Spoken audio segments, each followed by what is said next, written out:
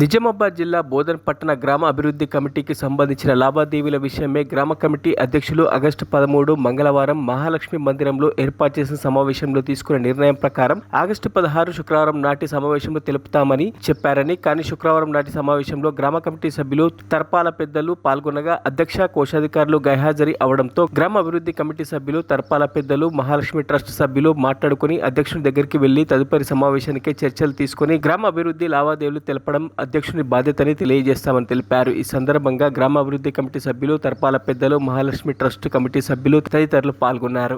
వాళ్ళు రాలేదు, అంత మాత్రం మేమేదో వాళ్ళు సపరేటు మేము సపరేటు భేదాభిప్రాయాలు అనే మాట మా నోటికి రాదు. అందరము ఒకటే.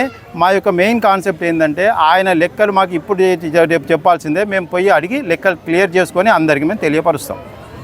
దీంట్లో ఎటువంటి వర్గం కానీ ఇంకోటి కానీ ఏం లేదు, మనోభావాలు ఉంటుండొచ్చు. కానీ ట్రస్ట్ సభ్యులు మరియు తర్వాత అన్ని తరఫాలు ఉన్న కుల పెద్దలు కుల బంధువులు అందరూ సమావేశం నిర్వహించడం జరిగింది. ఏమనగా అంటే 13వ తారీఖు రోజు మంగళవారం రోజు ఏదైతే మహాలక్ష్మి మందిర్ యొక్క లెక్కలు చెప్పడంలో కొంచెం ఆలస్యమైనందున తిరిగి మేము 16వ తారీఖు రోజు చెప్తామన్నారు.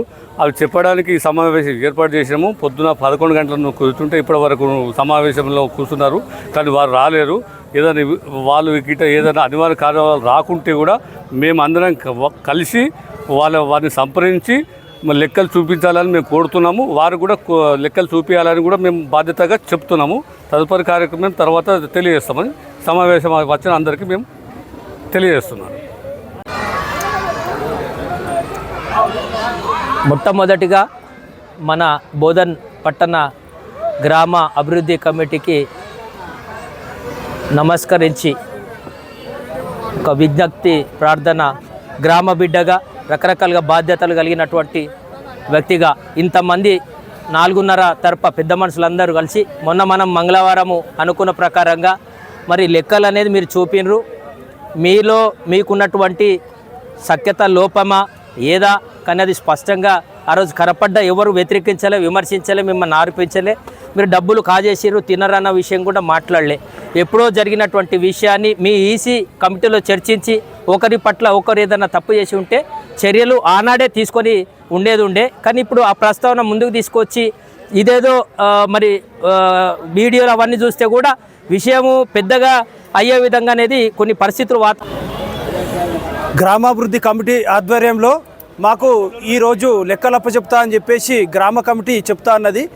మాలో ఎలాంటి విభేదాలు కానీ కుల వివక్షత కానీ లేదు. అందరు అన్నదమ్ముల్లాగా 4 సంవత్సరాలు మా అధ్యక్షుడు బాగారెడ్డి అన్న గారు, మా కోశాధికారి కొండ్ర వెంకటన్న గారు మరియు కమిటీ మెంబర్లు అందరూ మంచిగా నడిపించి ఒక మంచి దేవాలయాన్ని నిర్మించి మళ్ళీ ఎంతో అభివృద్ధి కార్యక్రమాలు కూడా చేయడం జరిగింది.